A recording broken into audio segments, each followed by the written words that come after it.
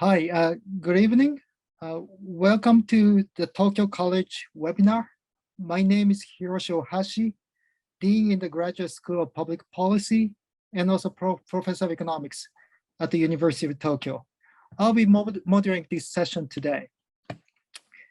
This webinar features a fantastic new book titled Rebellion, Rascals and Revenue, written by two authors, Professor Michael Keen and Professor Joel Slemrod, published in April of this year by Princeton University Press.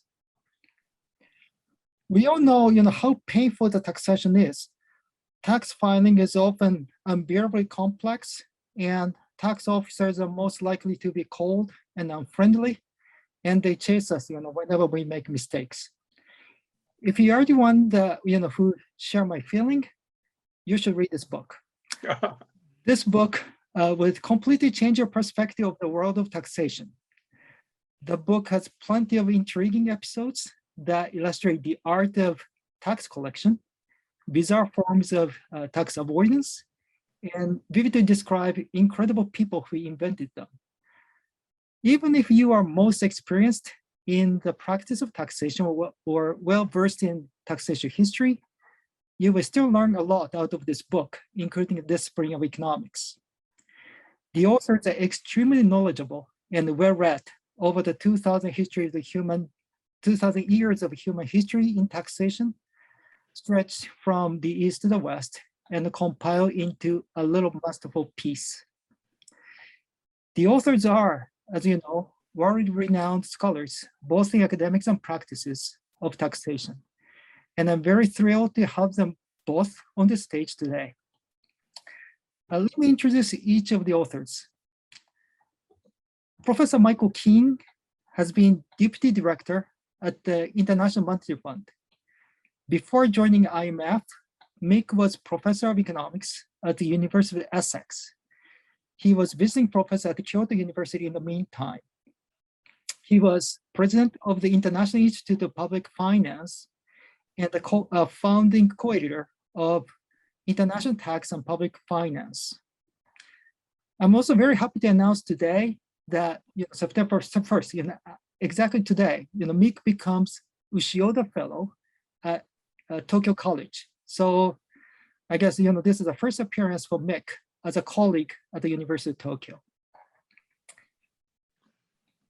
Professor Joel Slemrod is the Paul W. McCracken Collegiate Professor of Business Economics and Public Policy at this Stephen M. Ross School of Business at the University of Michigan, and the Professor of Economics in the Department of Economics. Joel was President of the National Tax Association and President of the International Institute of Public Finance. Mick and Joel independently received the Daniel M. Holland Medal, the most prestigious award from the National Tax Association for the distinguished lifetime contributions to the study and practice of public finance. We are very pleased to have them both today. In this webinar, for the first half an hour or so, Mick and Joel present us a gist of the book, or spiel of the book. Following their presentation, we have two distinguished scholars who have gratefully agreed to provide comments on the book for about 15 minutes each. The first commentator is Hikaru OGAWA, professor at the Graduate School of Public Policy and the Faculty of Economics at the University of Tokyo. Hikaru is one of the best scholars on public economics in Japan, especially in the field of international taxation theory, which also constitutes an important part of the book. The second commentator is Jennifer Cobbett, who was Tokyo College professor until this July, and currently emeritus professor at the Australian National University. Jenny's research covers a wide variety of topics, including financial network and labor market reform, often in the context of Japanese and Asian social and economic perspectives. She received the Order of the Rising Sun Gold Rays with neck ribbon for services to Australia-Japan relations in 2014. These are all lineup of today's webinar. And if you have any questions or comments to the authors, please feel free to write them using the Q&A function at the bottom of your Zoom screen. You can write your questions in the Q&A box, either English or Japanese, so that I will pick your questions and ask the authors on your behalf, as far as time permits. Okay, so much for my talking. And now let us start the main show. Please extend a warm welcome to Professors Keen and Slemrod for the book titled Rebellion, Rascals and Revenue. Now, floor is yours, Joel. Well, let me start. Thank you very much, Hiroshi. It's a very kind introduction. We're delighted to be here. As you say, it's a very special day for me. Today's my first day as a Yoda Fellow at Tokyo College, so I'm very excited about that and looking forward to being there in real life in December and sharing the pains and pleasures of lockdown with you there. I should apologize too. I may look rather odd. We've had a big storm in DC where I am, which means that the electricity is out, Wi-Fi is out. So I'm doing this on the iPhone. And while we're using the wonders of modern technology to communicate all over the world, I'm using good old candles to try and make myself at least a little bit visible to you. So with that, Joel and I are going to do a bit of a double act, sharing our presentation, which I think Joel is going to put on. I don't quite see it yet. I don't know if that's just me. Here we go. Yeah, so as Hiroshi says, we're going to give you a 30-minute quick overview of what we try to do in the book. As you'll see, we have a very lively cover. We're very proud of the cover. We always say that we will take any criticism of the book, but not of the cover, because we love it so much. We don't claim any credit for it, but we really like it. So what do we try and do in this book? Well, what we try and do is to use some weird, interesting, surprising tax stories from the past millennia, partly to entertain, but also to try to convey some basic ideas of taxation, tax policy, and tax administration. So it isn't really a history of tax, and it isn't really a book about tax principles, but it's a little bit, just a little bit of both. So we hope the book will appeal both to people who would just like to know a little bit more about tax and find history a kind of painless way to learn lessons, but also we hope it will be useful for people, say, teaching a tax course, because it seems that strangely some people find tax courses boring. We're trying to make them interesting. So what we really try to do is we really build on the fact that the basic challenges of taxation haven't really changed much over the millennia. What do governments try to do when they tax? They're trying to raise enough revenue to finance whatever it is they're trying to do. They want to raise revenue usually in a way that doesn't actually destroy the economy, that maintains a decent tax base. And they're trying to do it all in a way that is at least fair enough for there not to be tax revolts, and for their power not to be challenged, and for them not to end up with their heads on a guillotine or on a stick. What does change over the millennia is the technology, and we talk more about that later. But the way that we construct a narrative is really, I think, by using these commonalities of taxation over the millennia. So before just entering into a flavor of what we do, I should mention that there is going to be a Japanese version of the book, but I think probably not till 2023. And I'm sure you won't be able to wait till then to read the book, but it should be out. It's on the way. So let me kick off and give a flavor of some of the stories that we tell. Well, we don't believe that tax explains everything in history. There are people who believe that President Kennedy was assassinated because he was going to roll back a tax break for the oil sector. We don't go quite that far, but we do think that tax explains quite a lot. And here are a couple of stories on this slide. The first picture on the left really explains, as you'll see, why Bolivia, if you look at a map, Bolivia is landlocked. It has no access to the sea.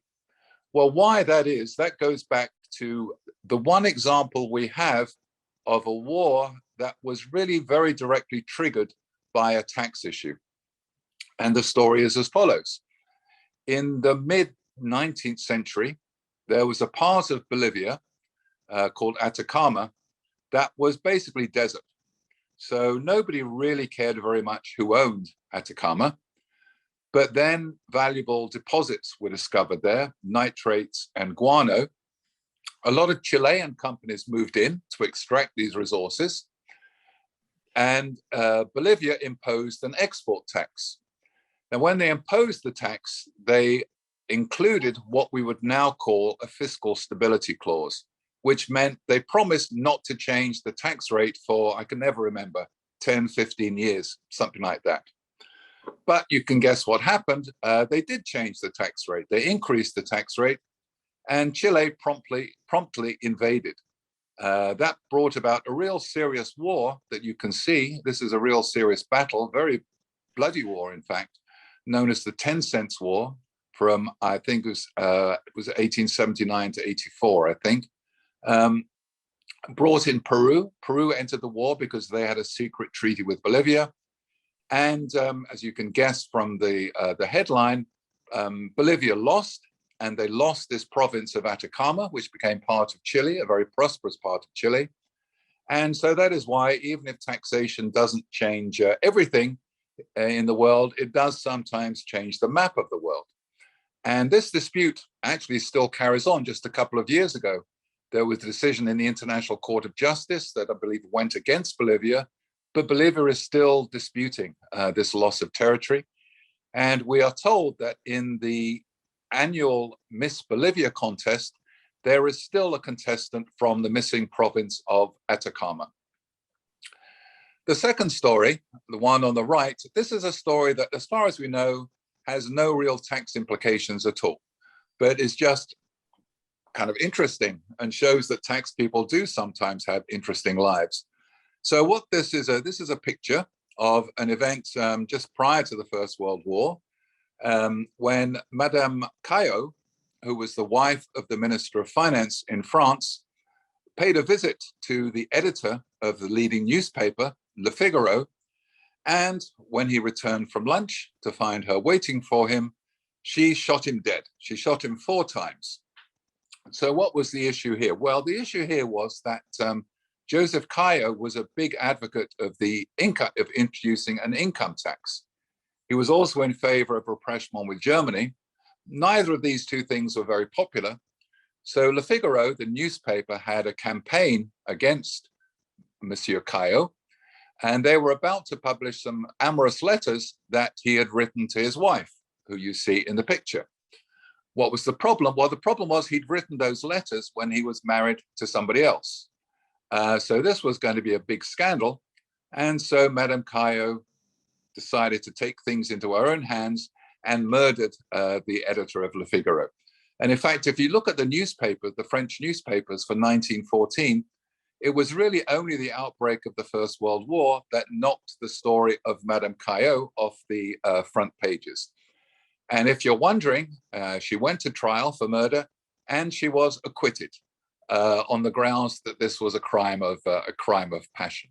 So illustrating, we have some stories that, as we say, don't actually tell us much about tax, but are just kind of interesting tidbits of history. On the next slide, I should say the book kind of follows I should have mentioned at the outset, the book sort of follows the structure of a standard text on tax issues, in the sense that we start with some general motivation, which I've just illustrated with those stories.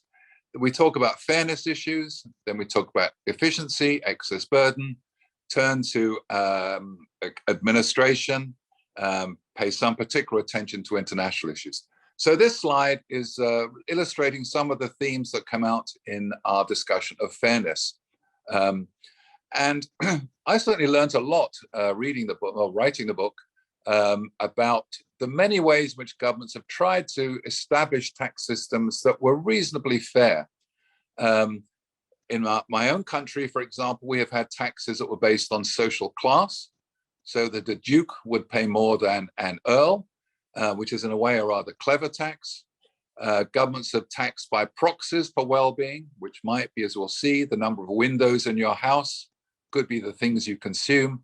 And we sort of end up with the income tax as our current best way, I think it's fair to say, of achieving fairness in the tax system. But there are many ways in which governments have tried to do this. And it may prove to be the case that the income tax is not the end of the story. Maybe we'll find more effective ways of designing tax systems that are fair. But to tell the stories of the three pictures here, what is the one at the one on the top left? Well, this is a story that may be familiar to many of you. This is the Shimabara revolt, which I think began in 1637. And this sort of illustrates one thing we talk about, which is the way in which taxation and religion can become quite toxic.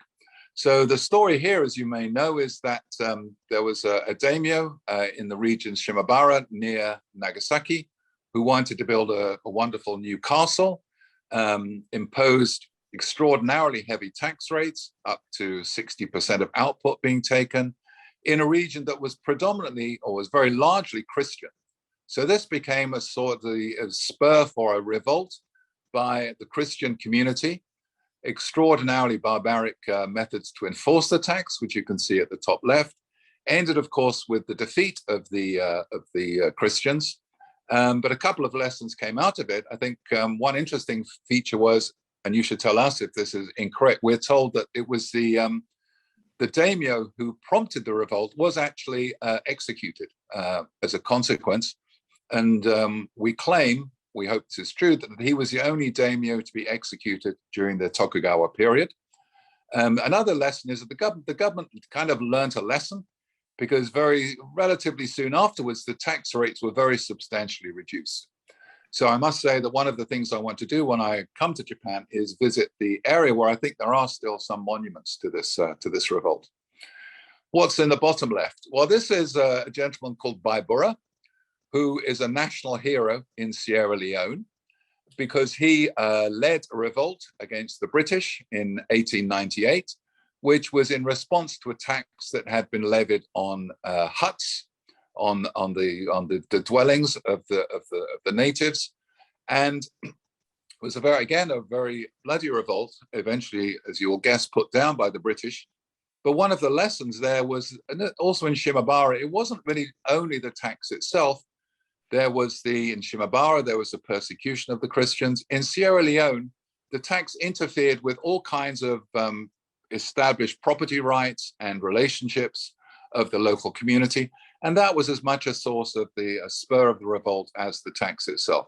Baibura continues to be a national hero, as we say, in Sierra Leone. He appears on one of the banknotes, and the ultimate accolade, he has a football team named after him. So at this point, I hand over to Joel, because this is one of his favorite stories that still always makes me laugh. Joel. Okay. Thanks, Mick. It's a pleasure to be with you today to talk about our new book. I want to thank everybody at Tokyo College for arranging this. I've been to Japan a few times. I'm envious that Mick is going back in December. The last time I was there was for the Congress of the International Institute of Public Finance. And before that, I came with my wife, and we had a wonderful time in Tokyo. We went to a beautiful spa hotel near Mount Fuji and visited Osaka and Kyoto. I look forward to when I can come back. All right, well, yes, the picture on the right illustrates one of my favorite stories from the book. and an enduring and important aspect of the history and the present about taxation. And this is a painting of a bridge, a walking bridge that is on the Caribbean island of Curacao. And the story illustrates how sometimes people's behavioral response can mute or even defeat the intent of the government in its tax policy. And in this case, it defeated the intention to make the fee structure for crossing this bridge progressive. So the story is that in 1888, the American ambassador to Curacao put up this walking bridge. It was a walking bridge then, it still is. And they wanted to make the fund the bridge. They were going to charge a toll or a fee to pass over the bridge. But the idea was, let's make this progressive. You won't be surprised to know there were rich and poor Curaçaoans then, as there are now. How do you make a toll progressive? How do you do it in 1888, where you can't exactly ask people to bring their income tax return so that the authorities can check who is rich and who is poor? Well, they came up with which seems like a pretty clever idea, noticing that poor people tended to walk around without shoes or boots, and well-off people certainly had on shoes or boots. So the fee structure instituted was that crossing the bridge would be free for people who didn't have shoes on, and there would be a fee for people with shoes or boots on. This is an example of a tax which may sound quaint, but given the information that the tax authorities had then, seems pretty well designed to be somewhat progressive. But the progressivity, the intention of progressivity anyway, was thwarted by behavioral response. And the behavioral response had to do with pride and with avarice. It turns out many poor people in Curacao were so proud that they thought it would be insulting to cross the bridge without shoes and avoid the fee. So they would borrow shoes when they crossed the bridge so everyone could see that they looked like they were affluent Curaçaoans. On the other hand, many of the rich Curaçaoans who could certainly afford shoes and could afford boots and could afford the fee, they apparently ditched their shoes or boots. They hid them before they crossed the bridge. They were not so proud as to look like they deserved to cross the bridge for free. So the government wanted to implement a somewhat progressive tax system, but people's behavioral response thwarted that. And of course, I could have said the same thing about scores of episodes in the last 2,000 years. I could have said the same thing about scores of episodes in the last 20 years, when the behavioral response of the taxed makes progressivity less than it otherwise would be. I've recently been studying wealth taxation, in part because there were proposals to introduce a wealth tax in the United States. And one of the concerns is that if we had a wealth tax, rich people would find ways to avoid or evade the wealth tax, leaving the burden less progressive than it otherwise would be. And by the way, Mick and I think it's got to be true that our book has more images than any other book about taxation ever, about 70. You're looking at 3 of the images from the book, but we try to make vivid principles and history of taxation, as Mick said, in part for those of us who teach tax, to make it less of a chore and more of a joy. And here's another example of our use of an image. And here the image is employed to explain something that all of us who teach taxation have to explain. because it's a very important concept. And the concept is that of excess burden. The idea that a tax imposes a burden greater than what would be measured by the amount of money that citizens, individuals, and businesses remit to the government. That's part of the burden on private citizens, but it's not the whole burden. The rest of the burden arises because most taxes induce people to change their behavior from what it would otherwise be, and in most cases, that makes them worse off than they were. The classic example would be labor supply. Income taxes and consumption taxes cause people to reduce how much labor they supply. That's a source of excess burden. To measure that excess burden, one would have to carefully try to measure how labor supply is different with taxes than what it would be without taxes. Or investment, how much less investment is there because of taxes on investment income? And when we explain excess burden, and when a textbook explains excess burden, it uses a diagram like the one on the left. That's a supply and demand diagram that you're all familiar with. And the triangle, the D plus E on the diagram, is a measure of the excess burden. The bigger is the behavioral response of whatever is being measured on the x-axis, be it labor supply or cigarette consumption. The bigger that is, the bigger is the distance from point A all the way over to the line that connects B plus C. As you know, also on this diagram, you can see tax revenue. Well, this Harburger triangle that you can see there is really a beautiful explanation of excess burden, but I don't think any of us would call it vivid. The picture on the right, though, is vivid hopefully once I explain what it means. And the picture on the right illustrates the behavioral response when in England there was instituted a tax on windows. I'm sure many of you are thinking, well, that's quaint. Why would you ever want to have a tax on windows? Well, once again, like the fee structure in Curacao, the idea was not at all silly. They were looking for a way to tax people based on how wealthy they were. Back then, this is the mid-17th century, real estate was, and one's own home was a big component of wealth. So they were looking for a way to have a tax, the liability for which was bigger, the more grand, the more valuable was your house.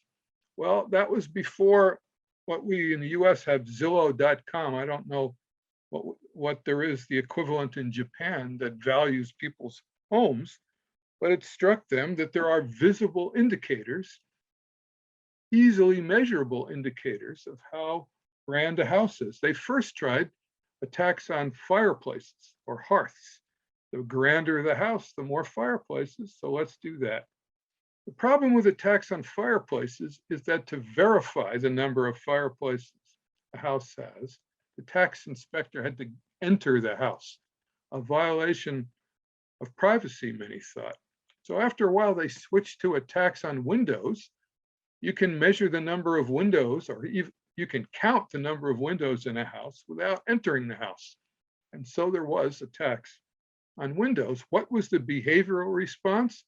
That thwarted the tax in the sense that less revenue was collected than otherwise, was that people started to brick up their windows, like the picture on the right, which is a building that still exists in London. And they started building houses that minimized on the number of windows. For example, putting a window in a house in such a way that it allowed light in to come to different adjacent rooms. So the excess burden of this tax, well, on the left diagram, it's that wonderful Harburger triangle. It's the picture on the right that shows a building that we're pretty darn sure isn't the way the building would have looked if it weren't for this tax. It's a distortion in the design of houses. And we in the book have other examples of buildings that were distorted because of a particular tax. We have a picture of a type of dog whose appearance was distorted by the type of tax, and so on. We spend a couple chapters talking about tax evasion and avoidance. Evasion has been around as long as taxes have been around. We have anecdotes of taxation going back 2,000 years. The picture on the top left is a picture of a Dutch ship known as a Fluit, spelled F-L-U-Y-T. What this has to do with taxation is that the Dutch shipping was a big part of Dutch commerce a few hundred years ago, and so it was a natural target for taxation. But how do you measure the tax base of a ship? You can, I'm sure, think of lots of different ways to do it, some more difficult than others. By weight, that sounds difficult, especially 300 years ago. Well, the Dutch came up with a method where the tax was related to the area of the main deck. Not silly. The bigger the ship, the bigger the main deck. Relatively easy to measure the area of the main deck. But in response, Dutch ships started to be built in a way that maximized the cargo space per the tax base. So this ship, you can see the Fluit is bowed out, so the cargo below the deck is quite large relative to the main deck. Turns out this is also a pretty good way to build a seaworthy ship. And so it might be an example of how the tax induced a behavioral change. It actually was a good thing. The ships got more seaworthy. Now, Mick tells the story. I don't tell stories that make the British look bad. I leave those to Mick, but he does tell a story where the way the British taxed ships, it induced ships to be built whose design was not particularly seaworthy. And apparently more than a couple ships were lost to the bottom of the sea in an effort to reduce tax liability. On the bottom right is a picture of two gentlemen, also Brits, the Vestey brothers. The Vestey brothers at the end of the 19th century and the early 20th century were big names in the international meat business. They produced meat, they distributed it around the world. A lot of their meat came from Argentina, but it was shipped all over the world. We talk about the Vestey brothers because they're an early example of a multinational company that was whose operations were designed in part to minimize taxes. At least one of the brothers, we understand, at one point became an Argentine citizen. Certainly they used what today we would think of as international tax shelters. An internal revenue agent once said that taxing the Vestey's operation was like trying to squeeze a rice pudding. Another reference to an English habit, a kind of English dessert. It's not easy. Many years later, when the Queen of England was finally subject to a law where she actually had to remit some tax, a descendant of these brothers, the Lord Vestey at the time, publicly said, well, now that the Queen pays taxes, that leaves just one of us, meaning he was the last person in Britain to not have to pay any tax.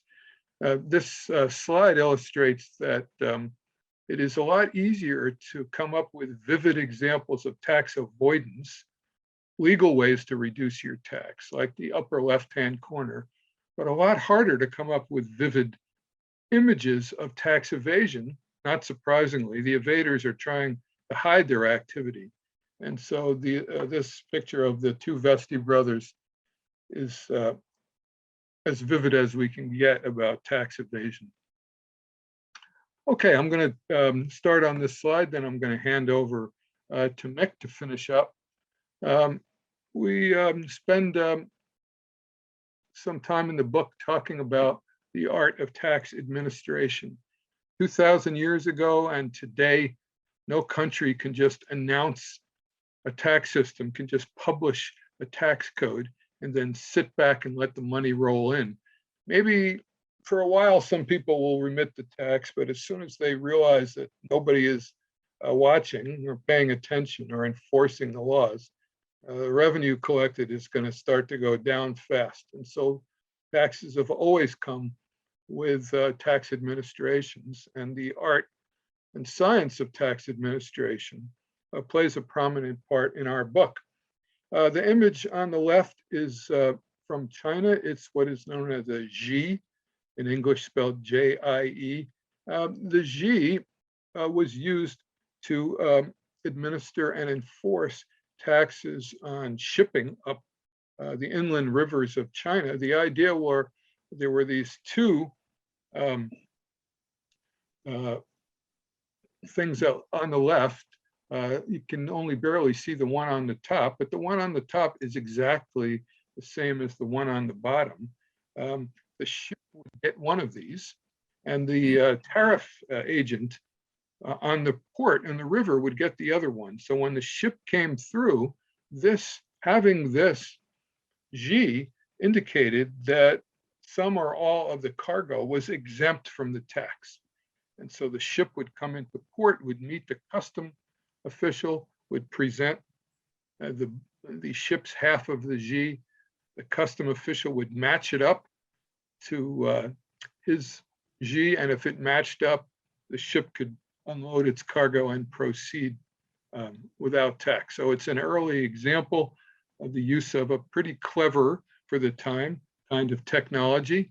And we talk in the book about the importance of technology right up to today, where cryptocurrency is providing challenges to tax administrators. One thing the story of tax administration through history tells us is that the way we now think about tax administration is certainly not the way it was done historically. We now think of tax administration as being part of a government bureaucracy. The auditors and the administrators work for the government. Well, it wasn't always that way. In fact, in Europe and in other countries, for many centuries, the government would sell off the right to raise taxes to private citizens or consortia of private citizens. And then that group of citizens, known as tax farmers, would go out and collect the tax, and anything they raised above and beyond the price they paid to the government for the right to collect tax was profit to them. You can understand that a profit maximizing tax farmer would put a lot of effort into raising taxes, probably too much from a welfare point of view, but that's a different story. The illustration in the middle of this slide suggests, and you won't be surprised to learn, that tax farmers were not the most popular people in the world. Tax administrators usually are not popular. Tax farmers in particular were particularly voracious in their profit maximizing zeal to collect taxes. Well, the French before the revolution utilized tax farming. And in fact, the famous chemist Lavoisier was part of a consortia of tax farmers. When the revolution came, the tax farmers were persona non grata. They were not popular. And the tax farmers who were not clever enough to see the writing on the wall to leave France as soon as they could ended up coming before the guillotine in Paris. And this is an illustration of what happened to the French tax farmers in 1794, just a few years after the revolution. It turns out that the tax farmers in France had been accused of cheating the government, but when the books were finally examined and closed after the revolution, turns out that was not true, and the government actually owed the tax farmers some money. Whether they got that money or their relatives got the money, we don't know. And I'm going to hand it back to Mick to explain the wonderful statue on the right. Thanks very much, Joel. And if you can see me, I can share the good news that the electricity has come back on in DC. so maybe you can see me a bit more clearly. But yeah, so just to wind up, as Hiroshi and Joel have both mentioned, tax administrators, they're not usually the most popular people, but for us, they're really the unsung heroes of a lot of tax history, and indeed history more generally. And the statue on the right is an example. There are many people, many famous people, have done a little bit of tax administration in their lives. So, for example, Tom Paine, the radical of the American Revolution, was a tax collector for a while. Miguel Cervantes, author of Don Quixote, many others were tax administrators as part of their lives. Adam Smith, maybe most ironically, was a customs collector. But these are all people who are famous for other reasons, really, than their role in tax collecting. The statue on the right is the exception. This is a statue of a gentleman called Robert Hart. So Robert Hart came from Northern Ireland. He went to China in the mid-19th century, lived through the Taiping Rebellion all the way through to the Boxer Rebellion, very tempestuous times. And he became the head of the Imperial Chinese Customs Service and made it really a world-class institution, famous for being relatively uncorrupt. And he also played a huge role in the attempts to modernize China at the time. And he was highly decorated by the Empress Zhuji, and really was quite a character. And his reward was to have his own statue, which we think is probably the only statue we know awarded to somebody because they were a tax administrator. So this stood in Shanghai. It's not there anymore, but we like to think of Robert Hart as illustrating the kind of what we can all hope to achieve in our lives working on tax. He did also, I should say, have a very adventurous and guilt-ridden love life while he was in China. So he's also the only tax administrator we know of who actually has a novel written about him. So we think that's probably a good note on which to end our presentation, showing the heights to which success in tax administration and thinking about taxation can raise one. So that's it from Joel and me, and we'll hand back to Hiroshi. Thank you very much, Mick and Joel, for a very nice purview of the book. I think, as Mick and Joel said, this book has, lots of vivid episodes and images that economic textbook actually lacking. And what I like most is, the book expand your learning experience, of economics, using lots of, the wonderful episodes and also vivid illustration, so that you can learn, more than, what actually, history book actually provide. Okay, thank you very much. And now, I'd like to invite Hikaru for the comment on the book. Professor OGAWA, please. Okay, let me share my slide. Okay, hello everyone. It's a great honor for me to have this opportunity to comment on a book written by two distinguished professors in the field of public finance. Actually, it was more than 25 years ago when I was a graduate student. Since then, I had many opportunities to read academic papers on tax written by Mick and Joel, and I learned a lot from them. The academic papers contain many difficult elements such as equations, calculus, graphs, and statistics. But this book we are talking about today goes in a completely different direction.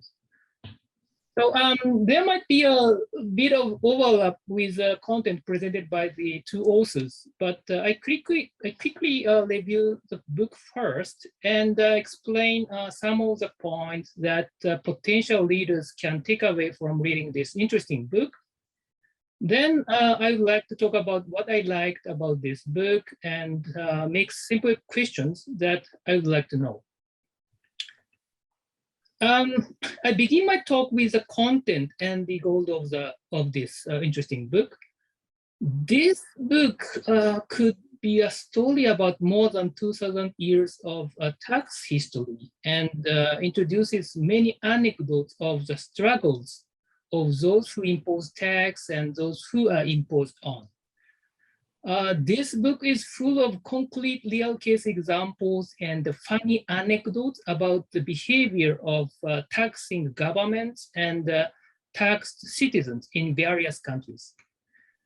As Mick and Joe implied in their explanation, the goal of this book is not to introduce tax theory. The book doesn't recommend some optimal tax system or optimal tax rule. Perhaps the most important message the book wants to convey to us is our history of taxing and being taxed is full of learning and full of entertainment. Of course, no one will enjoy paying or collecting tax, but the history of the people involved in tax is full of humanity, and knowing many anecdotes and episodes on tax issues is full of fun. So I think this is the most important message that authors wants to tell, and hopefully it will encourage more people to become interested in the tax analysis. And what is unique about this book is, I think it's a strategy. So this book adapts a strategy of explaining the history of taxation topic by topic, rather than the country by country or over time. So by doing this, it succeeds in linking interesting and funny anecdotes of taxation with tax lessons derived from each example. This book is structured in such a way that the reader is not only exposed to ridiculous anecdotes on tax, but also to ideas of tax principle. And what potential readers will learn from this book is, while there are some sad and unfortunate events, there are many more fun and interesting history on tax issues.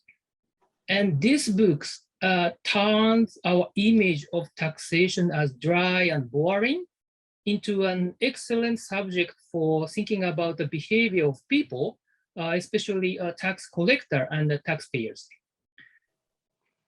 In Japan, I have the impression that the number of graduate students who study tax and public finance is decreasing.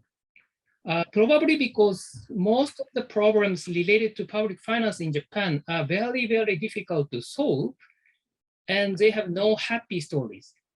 But I believe when the readers get to know the people who collect and who are collected tax in this book, they found the study of taxation to be very enjoyable. This is because this book contains not only gloomy and unhappy stories about tax, but also many anecdotes that are funny and entertain us. And the final chapter presents 11 lessons we can learn from 2,000 years of tax history. So these can be the golden rule of taxation and give us hints on what to value when designing and talking about tax. So readers who are short on time may want to look at these lessons first before starting to read the book. And after this, I would like to focus on two of my favorite points in the book. The first point is that this book has many humorous anecdotes and real case examples and a sense of reading while solving quiz on tax. So these are very helpful in keeping the readers interested in reading a book of over 500 pages. And one of my favorite anecdotes in this book is a story of the tax or fee people pay to cross a bridge named Queen Emma on the Caribbean island of Curacao. It was explained by Joe briefly with a picture. And the explanation is a bit redundant, but let me quickly repeat the story. The story is like this. So when collecting the fee from rich users, the tax collector imposed fees on the rich and made it free for the low-income users. This is what is called progressive taxation, or technically it's a fee, not a tax in this case. So I should say progressive pricing. And from the vertical equity point of view, it seems like this is a very good policy. The problem is, how does the tax collector distinguish between the rich people and the low income? In the case of Queen Emma Bridge, the tax collector decided that those who closed the bridge wearing shoes were rich, and those without shoes were low income. And the book explained what the consequence of this equity conscious policy were. The low-income persons had so much pride in their life that they didn't want everyone to know that they were poor. So the low-income person borrowed shoes from others and closed the bridge to pay a fee. The rich didn't want to pay the tax or fee, so they took off their shoes to close the bridge and they could avoid paying. In the end, the rich did not pay, but the low-income people paid the fee to close the bridge, which was the complete opposite of the policy intention. So I like this humorous example where I can image the scene of people borrowing and hiding shoes around the bridge. And this is also a good example of an understanding of the fourth and fifth lessons summarized in the last chapter. The fourth lesson tells us that it is very hard to achieve fair taxation now and then.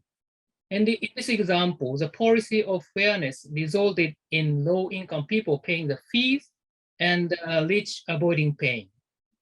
The fifth lesson teaches us that we can't tax what we truly want to tax, but only what we proxy for it. In this example, the tax collector wanted to charge tolls or fee based on income, but it couldn't because the only proxy available to the tax collector was shoes. So many such examples are presented in this book, and we will learn the tax principles that are explained before and after they are presented. And also, while the fee across a bridge can be a funny story, we are reminded that we actually have the same problem today. For example, I get the perspective that public assistance or livelihood protection, I should say 生活保護 in Japanese, also had a similar story with the tolls on the Queen Emma Bridge. There are people in poverty who should be on public assistance, but they are not because they feel sorry for the other taxpayers who have to help them or to avoid the stigma and damage to their social reputation. Some data shows that less than 20% of people in Japan actually receive public assistance, even though they meet the requirement to receive it. On the contrary, just as people in the past took off their shoes and closed the bridge by hiding shoes in their own bags, there is a possibility that some people are receiving public assistance by hiding information, although they don't originally meet the requirements to receive the public assistance.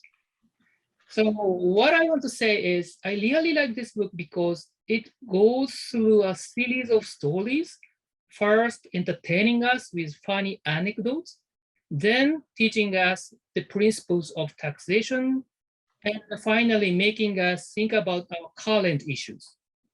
So I have to skip explaining other examples, but it contains many such examples, and I am sure the readers will find one they like. And the second point I like about this book is that it can help many teachers of public finance, including myself. So I sometimes teach an issue on tax in my class, but there is no topic that makes students sleepy more than the topic of taxation. So for example, there is an important concept of tax incidence, and this is an unfamiliar term in our daily lives. But it's a very important concept in considering who effectively bears the burden when tax is imposed. As there was a similar diagram in the slide of Joel's, to explain tax incidence, I use equations and figure or diagram like the one shown in this page. And the more I try to teach the concept in this way, thinking that it's a new and important idea for students, the more bored they become. The one reason for this is, of course, my lack of teaching skills. But I think another reason is from these graphs, students cannot feel the concept of tax incidence close to them. So this is where the book makes sense. So one clear example in explaining the concept of tax incidence given in the book is the taxation of luxury boats in the United States. So when the government imposed a tax on boats purchased by the rich people, the demand for boats decreased, and the blue-collar workers who were engaged in boat production were laid off, leaving the blue-collar workers to bear the final burden of tax on luxury boats. So many examples like this that are very easy to imagine the situation can be a great help as a useful tool for teachers to prevent students from getting bored with explanation using graphs and equations. And using the anecdotes in this book, I believe the faces of students may become a little softer. So this book should be very useful as a supplementary textbook in the class. So I know I have very little time left, but let me take this wonderful opportunity to ask Mick and Joe 2 questions related to the content of this book. The first is, how did you determine that some anecdotes were correct and some were somewhat suspect? So I sometimes present an anecdote like the one shown in this slide in my class to illustrate the excess burden, but because I am not a historian, I have trouble deciding how much to tell as truth. So I don't think you are historians either, but could you tell us how you found and chose the anecdotes to include in this book? And finally, I conclude my talk by asking Mick and Joe for their views on future tax research. So in the book, there was a statement that there is much we don't know about the effect of tax, especially the quantitative aspects. So given the long history of taxation presented in the book, what areas do you think tax research should focus on in the future? So I think that the audience today includes young students and researchers who are interested in tax research. So do you have any advice for them, including myself? So that's almost all, and I may speak too quickly, but yes, that's all from me. And I turn the microphone back to Oha Sensei. Thank you. Thank you very much, Hikaru, for sharing your experience in teaching public finance. And, surely, this book will help, gain popularity, among students, Yeah. For the public finance. And, I ask, and thank you very much for questions too. I want to have, reply from Mick and Joel, after, toward the end of the, the session, okay? Latter half of the session. Now, I'm gonna ask a second commentator from Jenny comment. If everything is okay for you? I hope so. Can you hear me? Perfect. Good. Thank you. The floor is yours. Excellent. Very good. Well, thank you very much. And thank you to all the previous speakers for really interesting presentations. when I was asked to be a discussant for this session, I was really pleased and sort of excited about the opportunity to read this book, because I thought that it was going to be, an amusing read, a fun book to read. I read some reviews of it. Everybody points out the wealth of stories in the book. And we all know that there are lots of silly and funny stories about taxes. So I was looking forward to learning some more. And indeed, I did learn many. But I also knew that the authors had a more serious intent, that this is a book by two experts on tax with the purpose of conveying some of the key issues in tax theory and how economists think about tax. So I was sort of hoping that that serious side wasn't going to intrude too much on the book, because I was planning to read it on an aeroplane, and what I wanted was to be amused. In the end, I was actually very glad that some of those serious ideas did intrude on the book, because they are what joins together all of these stories and what makes you feel at the end that it's not just a collection of anecdotes, which you may or may not remember, but that it's leading you through to understanding something really important. Stories and pictures alone don't really make an argument. They don't teach you something directly unless somebody puts together the relevance of those things. So one of the really important values from this book is about new ways to teach economics. And that is, in the profession of economics, becoming a big topic. And indeed, we have now some alternative ways to teach economics, some curricular design opportunities, which are proposing ways of really engaging students and making economics as a whole less dull. And of course, one of the key principles is that you should be addressing what students think are the really big issues of the day, and you should be relating the economic principles to things in people's lives that make them understand how the tools that we use in economics and the way we think about things are actually leading us to a clearer understanding of the really important problems of the day. So one of those alternative curricula plans is called CORE, C-O-R-E, and has developed a whole new way of presenting economics as a subject that more students might enroll in. I think this book is exactly the sort of book that one needs to be able to breathe life into our subject.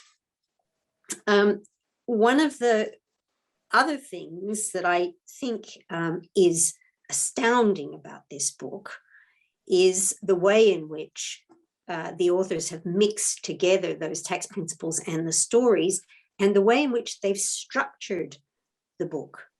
I was left sort of in awe of the way the parts move from one story and lead you into the story of the next part of the book. So if you just do a quick skim of chapter headings, which is often the way I try to get my head around a big and complicated book, you look through the chapter headings and you think, okay, I can see where the authors are going. We're starting here and we're ending up here. Now, because the chapter headings in this book are quirky and funny and they relate to the stories, when you do a quick scan, you can't instantly see where the book is going. But as you read it more carefully, what becomes clear is that the structure has been extremely carefully worked out. And in fact, I would love to hear from the authors how you did that and how long it took you to figure out the right way to present this book. So let me just summarize again the five main parts. The other discussant's done a very good job on that too. but then I will show you an example of what I mean about this transition. So there are 5 parts to the book, and part 1 discusses the origins of tax and its link with wars. And that's a classic piece of tax history, but also something that's probably familiar even to people who've never really thought about tax. But if you asked most people, where do you think taxes came from? Why did we ever start paying tax? Many people would say, well, it must have been because some king or leader or state needed money to fight a war. And indeed, this whole section gives you many examples like that. But it also introduces some really big themes that are coming up later in the book about who pays those taxes, what are they fair taxes, and what is the optimal size of government? How big do we want our governments to be? I mean, how much money do they really need to do the things we want them to do? And how has that view of government and the size of government changed over time? So then part 2 is about tax incidence. That's, as the previous discussant said, it's a term that really refers to the question of who pays the taxes. Where do the burdens fall? Part 3 is about how taxes change behavior and how you can use tax to switch activity from bad things to good things. So you can tax bad activities more heavily and encourage people to change their behavior and do more good things. Part 4 is about how you actually collect taxes, how to actually administer a tax system and what you need to have a functioning and efficient tax system. And then part 5 has the future, looks to the future and summarizes the lessons of the book. So let me give you an example of what I mean about the clever way in which these stories are drawing us and the chapters transition from one quick issue to another. So in the transition from part 2, which is about tax incidents, to part 3, which is about how taxes change behavior, we get a very good glimpse of how the authors have structured this way of thinking. So the early part of part 2 is all about the idea of fairness. And they introduce us to the notion of both vertical fairness and horizontal fairness. So vertical fairness is about the idea that the rich and the poor should be more fairly treated, that in order to bring incomes more, to make things more equal and to have the burden of taxes fall less on the poor and more on the rich. So you want a tax system that's vertically fair.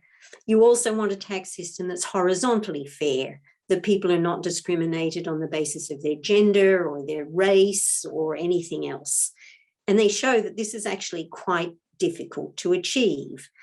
The reason that it's difficult to achieve is that people can shift the burden of tax. It may look as if one group is going to be taxed, but in fact, the way in which the tax is actually paid may be quite different from the way it appears on the surface. So you can pass the burden of tax to somebody else. So then that introduces the notion of tax shifting, and that they make the point that it's very difficult even for expert economists to measure the incidence of tax. So if somebody asks an economist, is our tax system fair? Who is really paying for the bulk of tax? It's almost impossible to answer that question. And they do point the finger back at economists and say, we have work to do in how we think about this and what information we gather to be able to answer that question. But having taken us there and pointed out that people can shift the burden of their taxes, so for example, a tax that looks as if retailers are going to pay it, such as a value-added tax, may actually be passed to the consumers so that we who buy products end up paying the tax. They take that notion and lead us in to part 3 of the book, which explains that taxes change the way people behave. So in order to avoid taxes, people change what they do. And that's both an advantage and a disadvantage for tax authorities. Sometimes you want a tax to change what people do, and sometimes it's an unintended consequence that people change what they do. So here, the authors are able to introduce some really important and very complicated ideas, but making it very easy to understand because of the way they've led us through the notion that people avoid taxes, they shift them to other people, so that that idea that people change their behavior has become familiar. And then they're able to discuss things like, how should we tax carbon emissions? How can you design a tax system that would tax bad activities, pollution, carbon emissions, and would encourage good activities? Now, that is a subject about which there's been a huge amount written. And what the authors do here is just give us 2 pages, which brilliantly set out the principles about how you would design a carbon tax. And it turns out that with what you've learned in the first part of the book, it's actually pretty easy to understand the basic principles of a carbon tax. Now, that's amazing. Given how much is constantly written, you would think that this is an incredibly hard to understand principle, but it isn't. What's hard is to make it happen, and they're very realistic about the political difficulties of introducing a carbon tax. But the exposition is really elegant and it's easy to digest.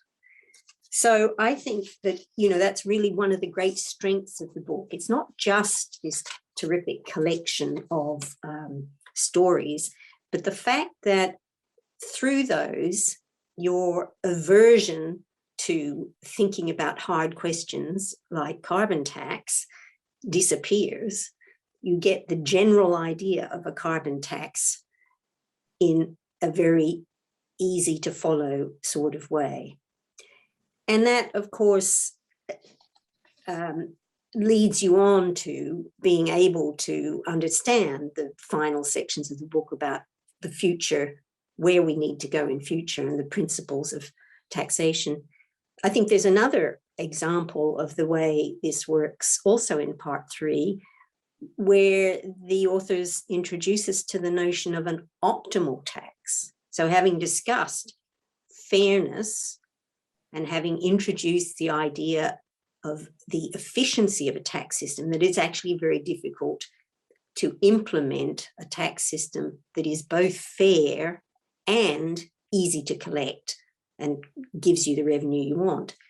They introduced the work that was done by Nobel Prize winning economists about optimal tax.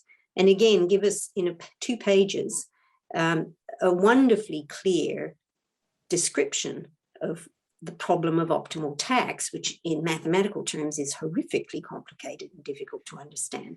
But that then allows them to explain that certain kinds of taxes have advantages. And this may come as a surprise, but lump sum taxes, that is where you don't tax an activity, but you tax the past results of an activity, are actually maybe preferable in many circumstances to many of the taxes that we've got used to. They are still painful and people still object to them. But if you tax people's past accumulated wealth, they're not going to change their behavior. There's nothing they can change about that. So you're not going to have as much of a burden that you get when people give up doing things because they incur tax. If you can tax in this lump sum way, you can tax what people have done in the past, and it's too late for them to change it. Those ideas are actually really, really important tools to thinking about a whole lot of questions. So now I've been talking for quite a long time, and what I would like to do is to turn to a couple of big questions that I think are one of the reasons why anybody is interested in tax, and I would like to open them up for discussion. So one of the things that I'm interested in, and I'm not a tax expert, so I teach sort of general macro, and I teach about the Japanese economy, and I compare economies with each other. So one of the questions that I'm interested in, but is raised in this book, is what we learn about the sustainable size of the state. Once we've understood the principles of tax collection, how hard it is, and so on, this is very intimately linked to how big a state do we think is ideal, how large a state, how sustainable a size state do we want, or what is the sustainable size of the state? And in Japan, of course, this has direct resonance because, as the authors say, tax is only one of the ways that governments fund themselves. One of the other ways is by debt, issuing debt. And in Japan, of course, we live with a government that has a very large debt. Many places now have got much larger debt than they started with before the pandemic. And that is the whole question of how we're going to pay off that debt becomes an issue for future tax systems. So I'd like to hear from the authors how they think about what's the sustainable size of the state and how that relates to the questions they've raised about tax.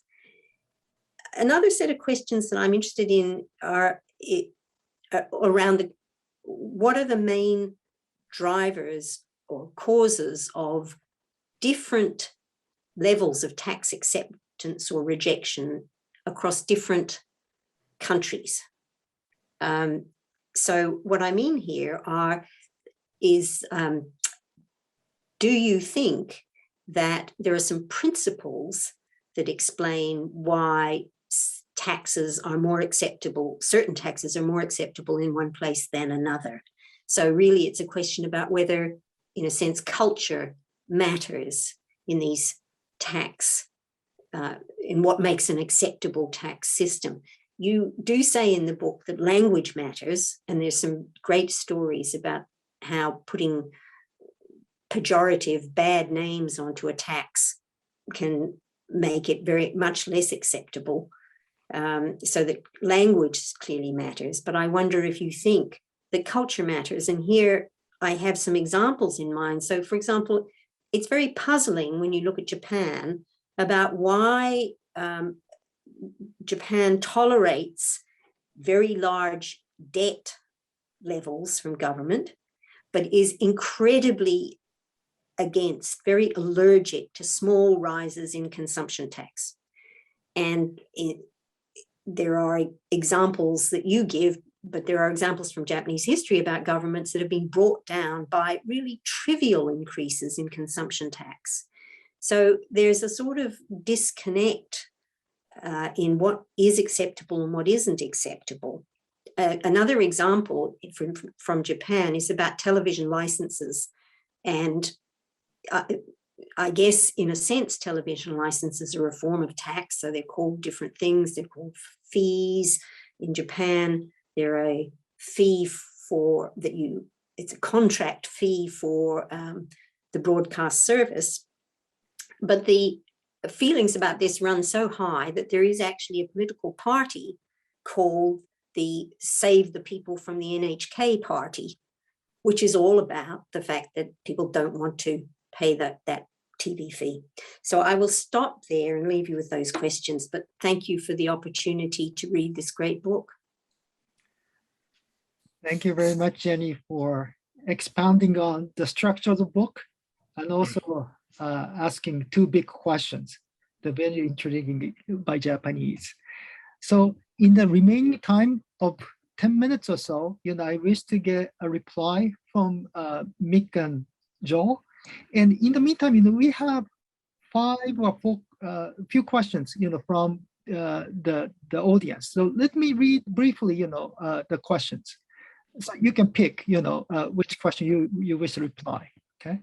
One is the question from Hiroshi Iura, and basically he asked 2 questions. One is, what is the best taxation you think is best? And the second question is about, how to tax on consumers, because, taxing on companies, they're going to flee, in the age of globalization. Can you find the historical episodes on, persuading consumer to be taxed? Another question that we have from Tasafumi Tsubuki, and the question is about international taxations and WTO. How WTO play a central role in making and enforcing a rule of international taxation in the future. And another question is from Toshiki Tamai, and he asked question about, there is a dimension about dynamics in taxation related to financing government expenditure. How do you explain easily to the international aspect of tax from the historical events to the beginners? So that's a question too from Toshiki. And the final question is from Taiki Susa. And the question is, are there any tax collection method that failed miserably at the time, but could be successfully applied with a modern technology? So you receive a lots of questions and comments, and you can pick any of these, within 10 minutes, please. Well, let me jump in quickly and say a couple of the questions were about how we wrote the book. How did we know which stories were correct and which were suspect, and how did we think about organizing it? So let me take those quickly. I think Mick and I probably approached it differently. For me, once we decided to write the book, I just collected all the stories and weird facts that I had written down over the years and put them all in a big Word document, and then said, all right, well, how can I organize these? What are the themes? And eventually that got, after much back and forth between Mick and I, that got to the structure of the book. How can we tell which stories are correct and which are suspect? Well, the last year or so of writing this book was during the pandemic, when we didn't really have access to the University of Michigan library. So this was an ongoing issue. As you all probably know, some things you read on the internet are not true.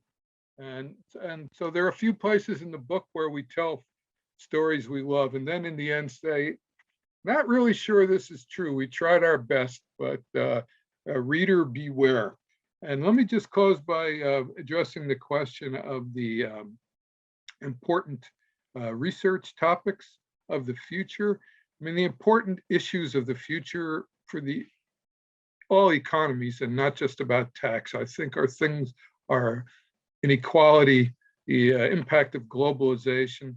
And for tax, I'll add the information revolution, because collecting tax in the end, collecting it fairly and efficiently, is really a lot about information the government can get about people and businesses, and information people and businesses are willing to give up. And obviously that technology has changed enormously and is going to change enormously over the next couple decades. So I think bringing information theory into taxation is, for those graduate students in the audience, a wonderful topic to think about. And let me hand it over to Mick. Okay, thanks, Joel. And really thanks, Hikaru and Jenny. I thought they were extraordinarily perceptive comments, not only because they were nice, but I think it got to the heart of what we're trying to do in the book. I suppose a couple of thoughts occur to me. One is on the theme of boringness and making this accessible. I think we do feel that our profession hasn't done a great job. I think a little bit to Jenny's point that the fact that the quality of public debate on tax issues is probably lower than it was in Victorian Britain is largely down to people like me and Joel, really, for not having conveyed these ideas well enough. And I very much appreciated the remarks about structure, which Joel touched on. because that was certainly the hardest thing of the book, and I think that's kind of why it took us, I don't know how long, Joel, 7-8 years or something, because 7 or 8 years, yes. We'd look at it and say, this just doesn't I don't have any great methodological insights as to how we did it, other than kind of looking at it a lot, putting it aside, and then coming back and saying this really doesn't work. But I was very happy that you felt that worked, Jenny. Other thoughts I had on the areas for research, I think maybe just to add to Joel's, and one thing that struck me preparing the book was that there aren't many very good high-level narrative histories of taxation. You can find it for the US, but for the UK, if I want to find out about taxation up to before about the 1688 revolution, I have to go back to a book that was written in 1884. So, and I think a first step in all this is to just try and sort out facts and narrative as much as we can. We know almost nothing, for example, of course, when you think about really until nearly the modern era, and again, not wanting to focus too much on my own country, but in Britain, we know almost nothing about local taxes or papal taxes, the taxes we were paying to the Catholic Church. We know they were pretty large when Henry VIII kind of took them away, but they're all kind of things we don't know, and I think that's even true for other countries. It was pretty hard to find a good narrative accounts of taxation around the world, and I think that also ties in with Jenny's point about what do we know about the role of culture, how tax systems develop, what people see as sustainable. Because I think where the literature is, we have kind of quite sophisticated now, but very high level papers, analyses of development of tax capacity in countries, but it is very high level. And it isn't really, it kind of lacks a root in historical experiences that I think can be enlightening. A lot of it, for example, of the narrative you find is about comparing France and England in the 18th century, but there's kind of much more to it than that. So I maybe slightly a dull answer, but I hope the book will persuade people not that there's a lot of merit, I think, in just getting the narrative of these things straight. And when you look into that, that does suggest research questions. One thing that I learned, I hadn't realized was so common in many times, and still maybe to some extent today, is where the government simply specifies how much tax they want to come up in a particular region. They say, this region, you're going to pay us X. We don't care how you do it, share it out. So figuring out how that has worked out, I think is really quite important and interesting. And well, we can talk more about that, but I see that time is nearly up. But really, I thought those are great comments and encouraging and helpful. Thank you. Thank you very much. I wish to discuss more about this, but probably we have to wait for the next time. I guess audience has many more questions, but unfortunately, our time is up. So thank you very much for your participation. If you want to know more, I encourage you to go online, offline, bookstore to buy book. Don't wait, until the Japanese version come out in 2023. And I assure you that, yep. So before closing the session, I wish to thank Professor Masashi Haneda and also Udagawa-san and Tai-san and other staff at the Tokyo College for the assistance. Without your help, this webinar, wouldn't be held successfully. Okay, thank you very much. With this, I thank you very much, Mick and Joel and Hikaru and Jenny, for your fantastic contributions to the webinar. And I myself learned a lot. And please give a big applause for their fantastic job. Thank you very much. Thank you. Thanks for having us. Thank you. Great.